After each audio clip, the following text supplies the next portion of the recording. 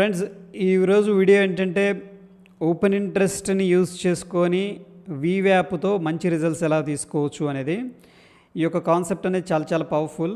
So మనం open interest concept ఒక్కసారి brush up చేస్తాను. వెరీ బేసిక్, మనందరికి ఐడియా ఉంది. చూడండి, ఇక్కడ ఫర్ ఎగ్జాంపుల్ నిఫ్టీ అనేది 18,000 దగ్గర ట్రేడ్ అవుతుంటే దీన్ని మనం స్పాట్ అంటాం. అయితే మనం చేయాల్సింది ఏంటంటే స్పాట్ నుంచి ఒక 5 స్ట్రైకులు తీసుకోండి. ఫర్ ఎగ్జాంపుల్ 18,050, 18,100 అట్లా అనమాట. అప్ టు 5 స్ట్రైక్స్ అనేది తీసుకోండి. మనం తీసుకునేది ఏంటంటే ఓపెన్ ఇంట్రెస్ట్ డేటా, ఓఐ డేటా అనేది తీసుకోవాలి. అయితే ఇది ఫ్రీగా టూల్ అనేది మనకుంది, డోంట్ వరీ.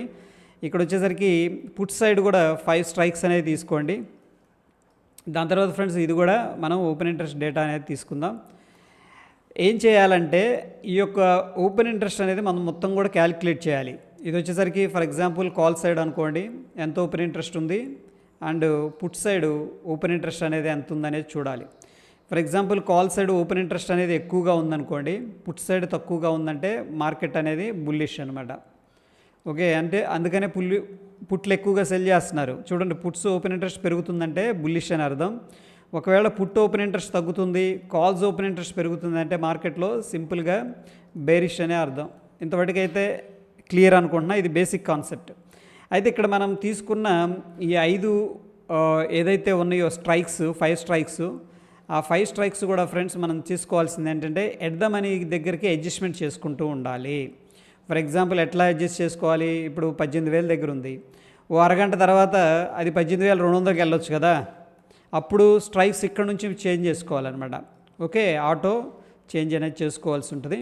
ఎనీహౌ ఏంటంటే మనం ఎట్ ద మనీ దగ్గర నుంచి ఒక 5 స్ట్రైక్స్ పైన, అదేవిధంగా 5 స్ట్రైక్స్ కింద కాల్స్ పుట్స్ అనేది మనం ఏంటంటే యాడ్ చేసుకొని వాటి యొక్క ఓపెన్ ఇంట్రెస్ట్ అనేది తీసుకుంటాం. అయితే ఫ్రెండ్స్ ఈ మొత్తం కూడా ఏంటంటే మనం మాన్యువల్గా చేయక్కర్లేదు. ఇక్కడ tradingtick.com ఈ యొక్క వెబ్సైట్ నేమ్ చాలామంది అడుగుతున్నారు, ఒకసారి రాస్తున్నాం చూడండి. tradingtick.com గుర్తుపెట్టుకోండి, స్క్రీన్ షాట్ తీసుకోండి. ఇది ఫ్రీ వెబ్సైటు. దీంట్లో ఏంటంటే మనకి ఒక రేంజ్ అనేది సెలెక్ట్ చేసుకోవచ్చు. ఫర్ ఎగ్జాంపుల్ ఇప్పుడు బ్యాంక్ నిఫ్టీ ఒక ప్రైస్ దగ్గర ట్రేడ్ అవుతుంది అనుకోండి, ఆ ప్రైస్ దగ్గర నుంచి ఎన్ని స్ట్రైక్స్లు మనకు కావాలంటే అన్ని సెలెక్ట్ చేసుకోవచ్చు అనమాట ఇక్కడ. ఓకే, ఎనీహౌ ఇక్కడ ఈరోజు డేటా అనేది మనకు కనిపిస్తుంది. ఓవరాల్గా ఫ్రెండ్స్ మనకు చూడగానే ఇక్కడ 3 కనిపిస్తాయి. ఏంటి? కాలు, పుట్టు, ప్రైస్. ప్రైస్ అంటే మనకు తెలిసిందే. ఈ కాల్ ఓపెన్ ఇంట్రెస్ట్ అంటే తెలుసు, పుట్ ఓపెన్ ఇంట్రెస్ట్ అంటే తెలుసు. సో ఫ్రెండ్స్ కాల్స్ ఎక్కువగా సెల్ చేస్తున్నారు. ఇక్కడ చూడండి మనకి దగ్గర 40 lakhs దాకా సెల్లింగ్ అనేది చేశారనమాట. దీని మీనింగ్ ఏంటంటే దీన్ని సెల్లింగ్ అని అంటున్నాం. ఏదైతే ఓపెన్ ఇంట్రెస్ట్ ఉందో అది దాంట్లో బయర్ ఉన్నాడు, గుర్తుపెట్టుకోండి, సెల్లర్ కూడా ఉన్నాడు. బట్ మనం సెల్లర్కి వెయిటేజ్ ఇస్తాం వెరీ సింపుల్గా. సో ఇక్కడ ఓపెన్ ఇంట్రెస్ట్ అనేది పెరుగుతుంది, దీంట్లో బయర్ ఉన్నాడు. ఏది పర్టికులర్గా కాల్స్ అనేది బై చేసేవాళ్ళు ఉన్నారు, పర్టికులర్ కాల్స్ని సెల్ చేసేవాళ్ళు ఉన్నారు. బట్ ఓవరాల్గా ఏంటంటే మనం ఈ యొక్క కాల్స్ సెల్ చేస్తున్నారు అని చెప్తాం, ఎందుకంటే సెల్లర్ ఏంటంటే ఎక్కువ మార్జిన్ అనేది పే చేస్తాడు కాబట్టి. Very simple. దాని తర్వాత ఫ్రెండ్స్ దీన్ని బట్టి మనం ఏం అర్థం చేసుకోవచ్చు అంటే based on the open interest market positions అన్నీ కూడా బేరిష్ పొజిషన్స్ అని చెప్పొచ్చు. అంటే వాళ్ళ యొక్క ఎక్స్పెక్టేషన్స్ ఎలా ఉందంటే institutions, big players, HNI clients వాళ్ళందరూ కూడా కాల్స్ సెల్ చేస్తున్నారు. ఎందుకు? మార్కెట్ కిందకి వెళ్తుంది అని ఒక ఎక్స్పెక్టేషన్ ఉంది. అది వెళ్ళకపోవచ్చు, అది తర్వాత సంగతి. ఫస్ట్ వాళ్ళు ఏం చేస్తున్నారు అనేది ఓపెన్ ఇంట్రెస్ట్ అనేది చెప్తుంది. మనకి ఇక్కడ కాల్స్ ఎక్కువగా సెల్లింగ్ జరుగుతుందంటే మార్కెట్లో బేరిష్ మూవ్ అనేది ఎక్స్పెక్ట్ చేస్తున్నారు. అదేవిధంగా కంపారిటివ్లీ పుట్స్ అనేది తక్కువగా సెల్ చేస్తున్నారంటే సేమ్ మనకి బేరిష్ మూవ్ అనేది ఎక్స్పెక్ట్ చేయొచ్చు. ఎనీహౌ ఫ్రెండ్స్ ఇక్కడ ఏంటంటే మనకి మార్నింగ్ ఈ ట్రేడ్ తీసుకునేటప్పుడు ఏది మన వీవ్యాప్ స్ట్రాటజీ అనేది యూస్ చేసుకోవాలనుకున్నప్పుడు ఈ యొక్క డేటా ఏంటంటే అట్లీస్ట్ 30 minutes అనేది మనం వెయిట్ చేయాల్సి ఉంటుంది. Very good. ఓకే, ఎందుకంటే ఈ యొక్క ఓపెన్ ఇంట్రెస్ట్ డేటా అనేది మనకు రావాలి కదా, వస్తేనే వాళ్ళ యొక్క వ్యూ అనేది తెలుస్తుంది. బుల్స్లో ఉన్నారా, బేరిష్లో ఉన్నారా, లేకపోతే ఒక్కొక్కసారి ఈ రెండు కూడా దగ్గరగా ఇట్లా వెళుతూ ఉంటాయి. దాని మీనింగ్ ఏంటంటే సైడ్ వేస్లో ఉన్నారని చెప్పేసి అర్థం. Okay, fine. దాని తర్వాత ఫ్రెండ్స్ మనం ఏం చేయాలంటే బేరిష్లో ఉన్నప్పుడు వీవ్యాప్ వెళదాం. ఫస్ట్ ఏంటంటే ఇక్కడ 2 ఇండికేటర్స్ అనేవి పెట్టుకున్నాం అనమాట. మూవింగ్ యావరేజ్ కూడా యాడ్ చేసుకున్నాం.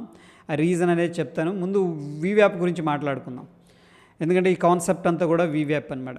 ఎప్పుడైతే ఇది బ్యాంక్ నిఫ్టీ 5 మినిట్స్ టైం ఫ్రేమ్లో ఈరోజు ఏమైందంటే ఫ్రెండ్స్, ఈ పాయింట్ దగ్గర ఓపెన్ అయింది. ఓపెన్ అయిన తర్వాత మనం ఏం చేయలేం. ఇనీషియల్గా 15 to 30 మినిట్స్ అనేది మనం మినిమం 30 మినిట్స్ నేనైతే వెయిట్ చేయమంటాను. ఎందుకంటే వెయిట్ చేసిన తర్వాత మనకు ఓపెన్ ఇంట్రెస్ట్ డేటా అనేది వస్తుంది.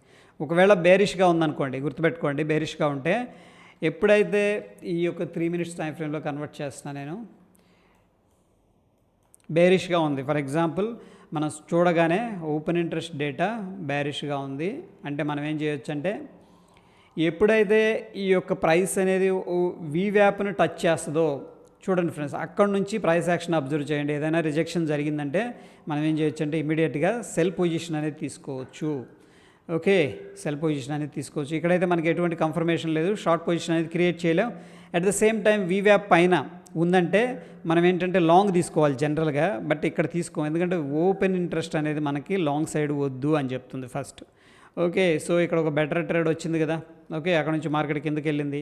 దాని తర్వాత ఇక్కడ అవాయిడ్ చేస్తాం. దాని తర్వాత ఫ్రెండ్స్ సెకండ్ ఇక్కడ ఒక ఎంట్రీ అయితే వచ్చింది మళ్ళీ. ఎందుకంటే వీవ్యాప్ దగ్గర ఎంట్రీ ఎందుకు తీసుకోవాలి అంటే మనకి లో రిస్క్ ఉంటుంది. ఓకే ఫ్రెండ్స్, హై రివార్డ్ ఉంటుంది. దట్ ఈస్ ద రీజన్ ఏంటంటే మనం వీవ్యాప్ దగ్గర రీటెస్ట్ చేసినప్పుడు ఎంట్రీ అనేది తీసుకోవడం ఉత్తమం అనమాట. ఓకే, ఈ 2 కేసుల్లో తీసుకుంటాం. దాని తర్వాత ఫ్రెండ్స్ మనం చూసుకున్నట్టయితే బ్రేక్అవుట్ అయింది. ఈ పాయింట్ దగ్గర ఎటు ఎంట్రీ తీసుకోలేము, ఎందుకంటే మనకి ఇక్కడ ఎటువంటి క్యాండిల్ అనేది ఫార్మేషన్ జరగలేదు. ఇక్కడ వచ్చింది గుడ్.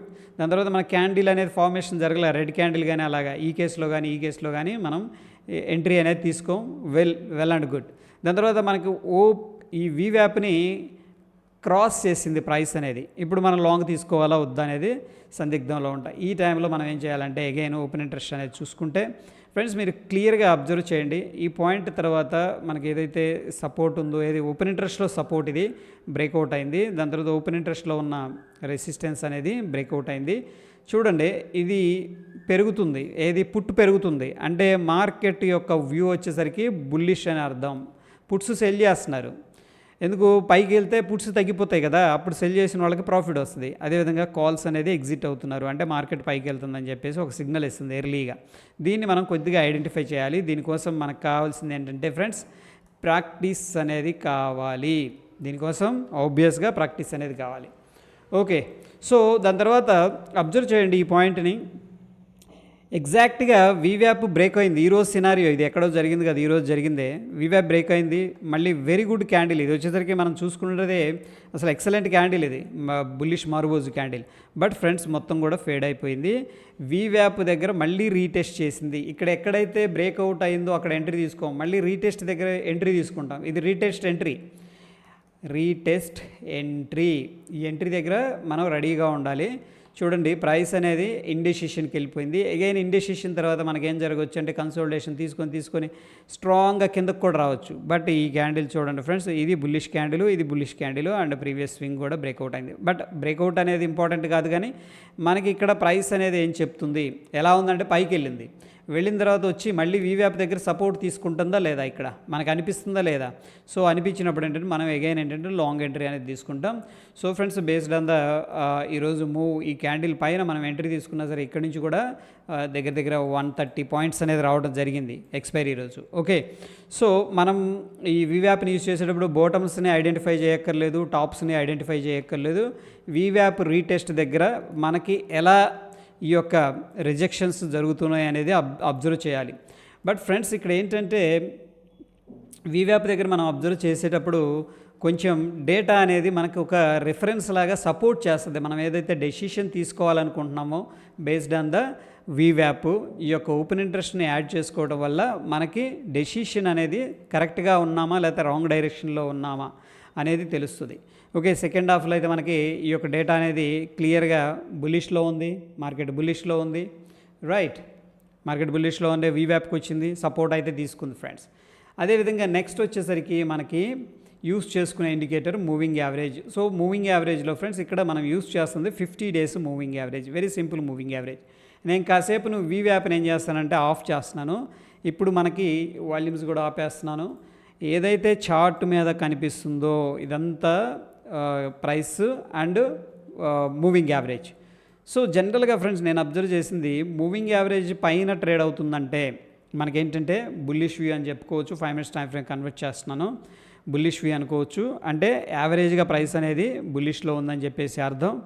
బట్ ఎప్పుడైతే ఈ యొక్క లెవెల్స్ కింద ట్రేడ్ అవుతుందో మార్కెట్ వీక్గా ఉన్నట్టు అర్థం. బట్ దీన్ని డైరెక్ట్గా ఏంటంటే ఈ క్రాస్ ఓవర్స్ రాగానే వీవ్యాప్ లాగా ఎంట్రీస్ తీసుకోవద్దు.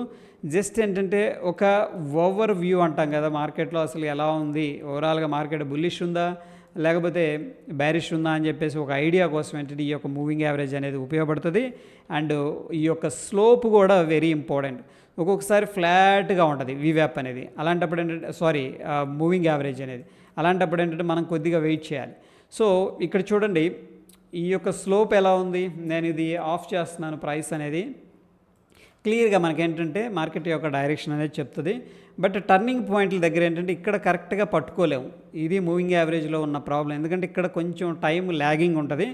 బట్ ఈ యొక్క డైరెక్షన్లో మనకి మార్కెట్ అప్ ఉంది, ఈ యొక్క డైరెక్షన్లో మార్కెట్ అప్ ఉంది, ఈ యొక్క డైరెక్షన్లో మార్కెట్ డైరెక్షన్ డౌన్ ఉంది, ఇది డౌన్ ఉంది, ఇక్కడ అప్ అవుతుంది. ఓకేనా.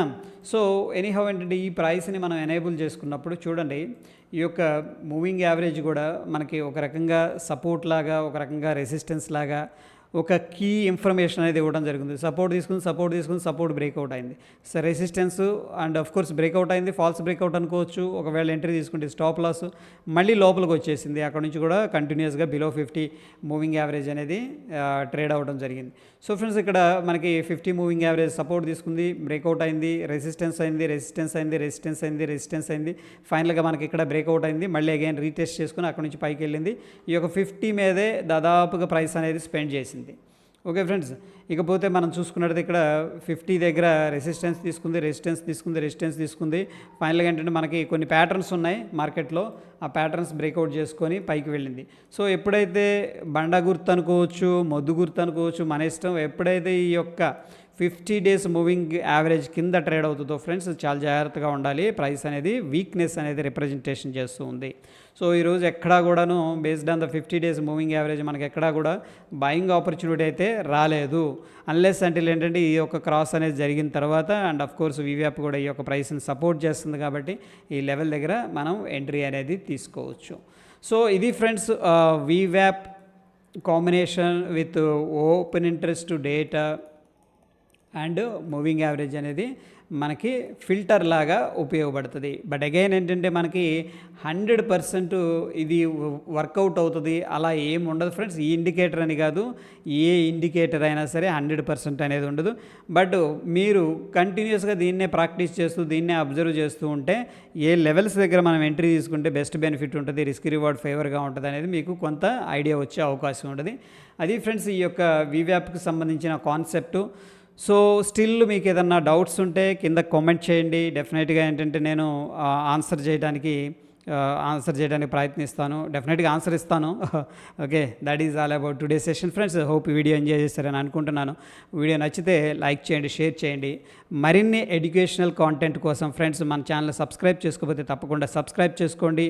డెఫినెట్గా ఏంటంటే మన ఛానల్లో నేను కవర్ చేసేది ఫస్ట్ ఏంటంటే ప్రైస్ యాక్షన్ అనాలిసిస్ అనేది నేను కవర్ చేస్తున్నాను. అండ్ మోరోవర్ మన టెలిగ్రామ్లో కూడా అప్డేట్స్ అయితే ఉంటూ ఉంటాయి, ఏది మన ట్రేడ్కి సంబంధించి కానీ ఏదైనా సరే ఇంపార్టెంట్ అప్డేట్స్. సెకండ్ ఏంటంటే మనకి కాఫీ కబుర్లలో న్యూస్ కూడా అప్డేట్ చేస్తూ ఉంటాం. ఎందుకంటే కొన్ని ఫండమెంటల్ న్యూస్ ఉంటాయి, లైక్ ఈరోజు జర్మనీలో రెసిషన్ స్టార్ట్ అయిందని చెప్పేసి అవి ఏంటంటే కొన్ని కీ పాయింట్స్ అనమాట. మనకి అలాంటి ఫండమెంటల్ ఇన్ఫర్మేషన్ అనేది కూడా షేర్ చేస్తూ ఉంటాం. అండ్ థర్డ్ వచ్చేసరికి కొన్ని ఇంపార్టెంట్ ఇండికేటర్స్ గురించి కూడా మనం డిస్కస్ చేస్తూ ఉంటాం ఫ్రెండ్స్. సో మీకు ఏది సూట్ అవుతుంది అనేది మీరు సెలెక్ట్ చేసుకోండి. So price action and news and indicators ఈ మూడు కూడా మన ఛానల్లో కవర్ చేయబడతాయి. Yeah, thank you friends.